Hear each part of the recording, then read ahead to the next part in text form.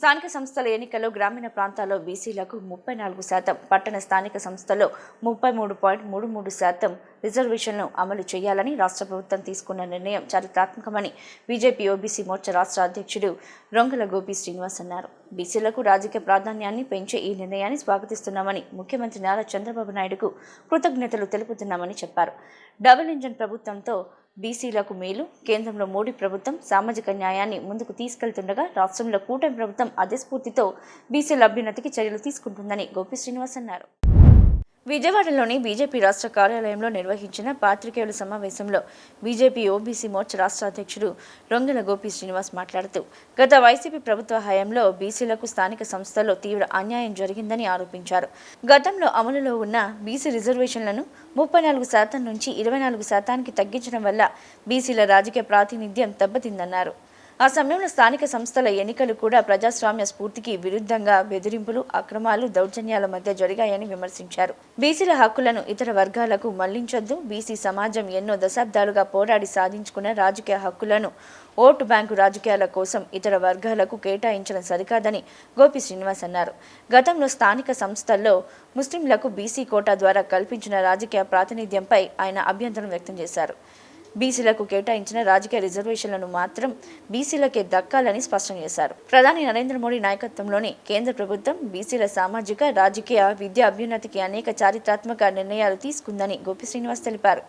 ఆర్థికంగా వెనుకబడిన వర్గాలకు 10% ఈడబ్ల్యూఎస్ రిజర్వేషన్లు కల్పించడం ద్వారా ఆయా వర్గాల్లోని పేదలకు కూడా అవకాశాలు లభిస్తాయని చెప్పారు. డబుల్ ఇంజన్ ప్రభుత్వంతో బీసీలకు మేలు, కేంద్రంలో మోడీ ప్రభుత్వం సామాజిక న్యాయాన్ని ముందుకు తీసుకెళ్తుండగా రాష్ట్రంలో కూటమి ప్రభుత్వం అదే స్ఫూర్తితో బీసీల అభ్యున్నతికి చర్యలు తీసుకుంటుందని గోపి శ్రీనివాస్ అన్నారు. ఈ సమావేశంలో media incharge Kilari Dilip, OBC Morcha తదితరులు పాల్గొన్నారు. చారిత్రాత్మకమైనది మరియు అభినందనీయమైనది.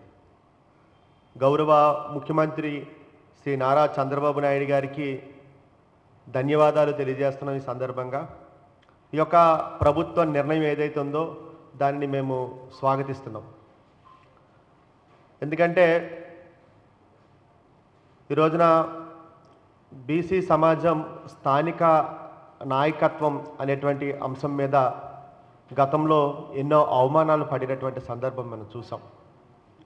గత ప్రభుత్వం వైఎస్ఆర్సీపీ అధికారంలో ఉండేటప్పుడు అప్పుడు జగన్మోహన్ రెడ్డి తీసుకున్నటువంటి నిర్ణయం అప్పటికే 34% పైనే ఉండేటువంటి రిజర్వేషన్లను తీసుకొని 24గా చేసి ఆ రోజున స్థానిక సంస్థల ఎన్నికల్లో బీసీల ప్రాతినిధ్యం లేకుండా చేసినటువంటి గనుడు జగన్మోహన్ రెడ్డి గారు.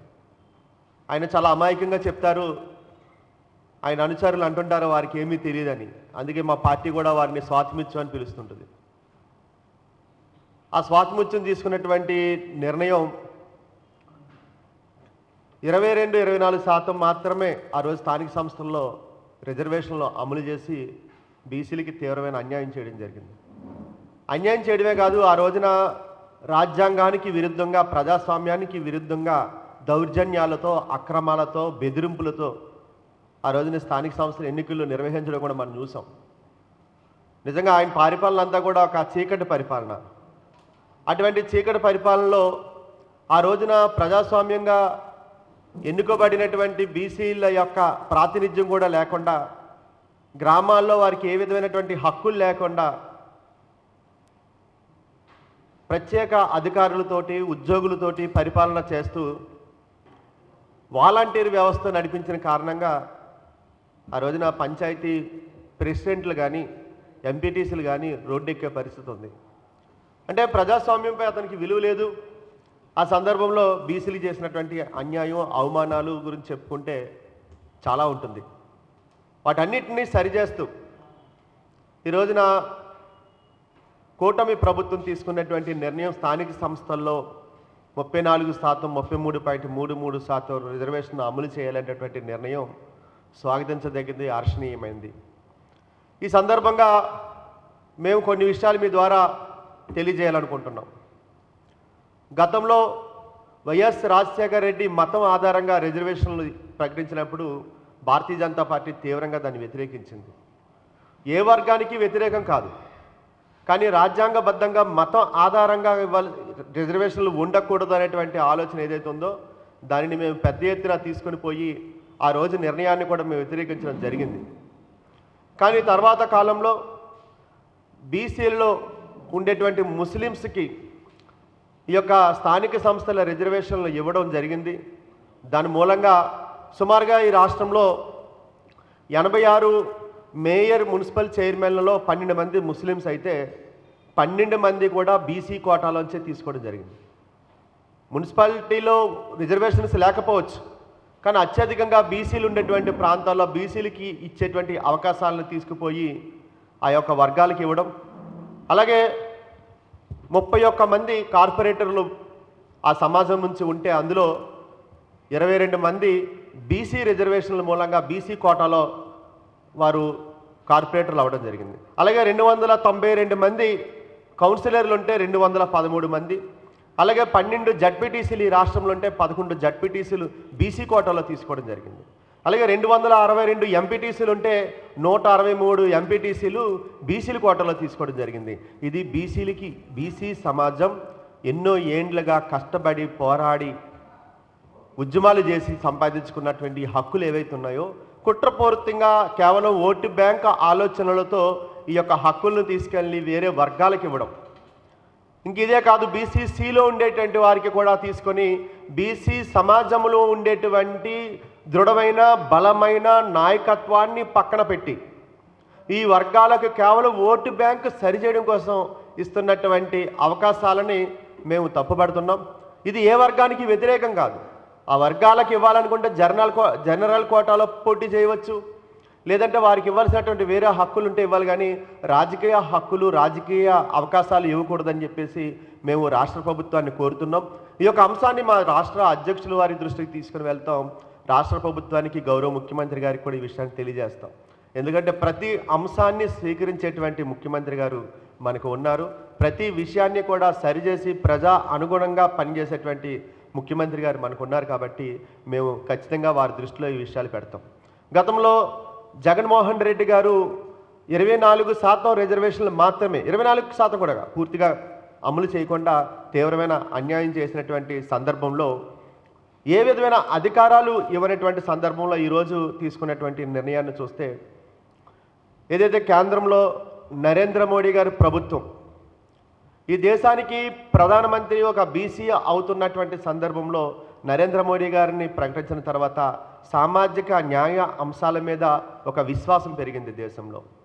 బడుగు బలహీన వర్గాల ఆశాజ్యోతిగా నరేంద్ర మోడీ గారు పనిచేస్తున్నటువంటి తీరు కానీ వారు తీసుకున్నటువంటి నిర్ణయాలు కానీ ప్రతి నిర్ణయం కూడా చారిత్రాత్మకమైనటువంటి నిర్ణయం.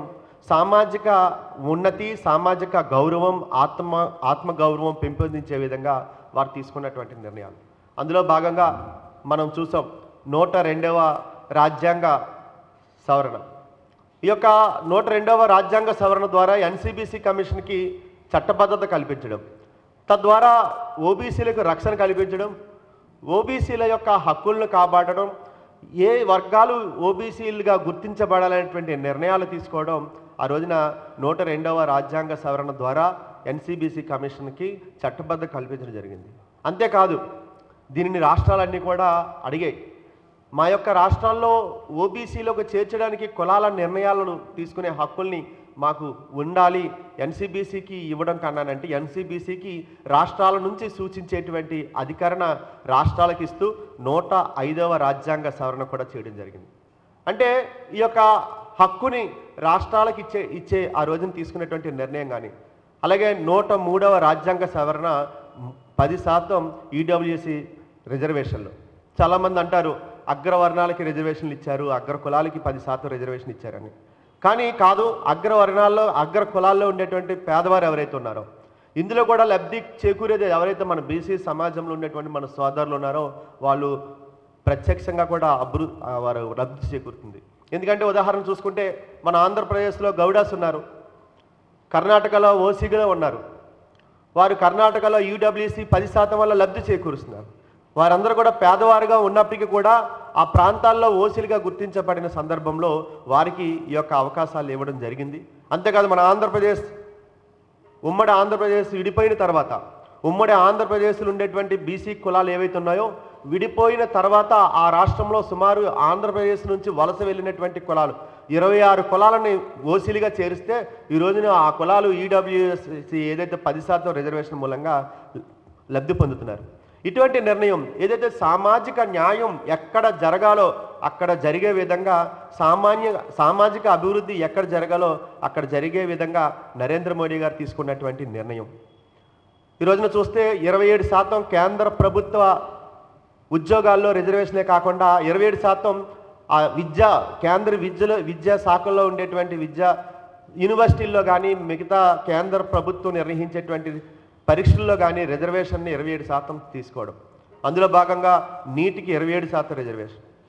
సుమారు ఈ రోజున చూస్తే నీట్ ఎగ్జామినేషన్ ఉత్తీర్ణులు అయిన తర్వాత సీట్లు పొందిన వారి గురించి ఆలోచిస్తే సుమారుగా 6,000 మంది పైగా డెంటల్ కానీ ఎంబీబీఎస్ కానీ పీజీలు కానీ ఇతర మెడికల్ కోర్సుల్లో చేస్తున్నటువంటి వారు 6,000 మంది పైగా పేద మధ్యతరగతి బీసీ వర్గాల్లో ఉండేటువంటి బిడ్డలు లబ్ధి పొందుతున్నారు. 2021లో ఈ నిర్ణయం తీసుకున్న 5 సంవత్సరాల్లో సుమారుగా 30,000 మంది నుండి 40,000 మంది విద్యార్థులు ఈ రోజున పేద విద్యార్థులు డాక్టర్లు అవుతున్నారు, సైంటిస్టులు అవుతున్నారు. ఈ నిర్ణయం స్వతంత్రం వచ్చిన తర్వాత తీసుకుని ఉంటే ఎన్ని వేల మంది అయి ఉండేవారో, ఒకసారి ఎన్ని లక్షల మంది అయి ఉండేవారో చూసుకుంటే సుమారుగా 4-5 లక్షల మంది పేద విద్యార్థులు బడుగు బలహీన వర్గాలకు చెందినటువంటి వారు బీసీ సమాజంలో పుట్టినటువంటి బిడ్డలు సైంటిస్టులుగా డాక్టర్లుగా అయ్యేటువంటి అవకాశం ఉండేది. నరేంద్ర మోడీ గారు అధికారంలోకి వచ్చిన తర్వాత ఏదైతే ఈ యొక్క సామాజిక న్యాయం అనేటువంటి ఆలోచన చేస్తున్నారో దీనిని అందిపుచ్చుకుంటున్నటువంటి ప్రభుత్వాలు కూడా కొన్ని రాష్ట్రాలు ఉన్నాయి. అందులో ఆంధ్రప్రదేశ్లో ఉండేటువంటి ఈ రోజున కూటమి ప్రభుత్వం. అందుకే దీన్ని డబుల్ ఇంజిన్ సర్కార్ అంటారు. కేంద్రంలో ఏదైతే ఆలోచనలు చేస్తున్నారో ఆ ఆలోచనలు బలంగా ఎన్సీబీసీ కమిషన్ని ఏర్పాటు చేసి ఓబీసీలకి రక్షణ ఇవ్వడమే కాకుండా ఓబీసీల యొక్క అభివృద్ధి కోసం ఆలోచన చేస్తున్నటువంటి నిర్ణయం ఆ రోజు తీసుకుంటే ఈ రోజున బీసీ రక్షణ చట్టంతో ఈ రోజున కూటమి ప్రభుత్వం కూడా ముందుకు వెళ్తుంది. అందువల్ల ఇది డబుల్ ఇంజిన్ సర్కార్ ఏదైతే 34% రిజర్వేషన్ తీసుకున్నటువంటి నిర్ణయం ఏదైతే ఉందో ముఖ్యమంత్రి గారికి ధన్యవాదాలు తెలియజేస్తూ ఇదే సమయంలో బీసీలకి ఇవ్వాల్సినటువంటి హక్కులు బీసీలకి పొందాల్సినటువంటి హక్కులు బీసీలకే ఇవ్వాలి అనేటువంటి ఆలోచనతోటి వారికి అప్పీల్ చేస్తూ అలాగే మేము కూడా మా యొక్క రాష్ట్ర అధ్యక్షుల ద్వారా ముఖ్యమంత్రి గారికి తెలియజేస్తాం. ఏదైతే బీసీలకి స్థానిక సంస్థల్లో ఇచ్చేటువంటి రిజర్వేషన్లు ఏవైతే ఉన్నాయో వారికే దక్కే విధంగా సరైన కార్యాచరణతో ఈ ఎన్నికల్లో ముందుకు వెళ్ళాలని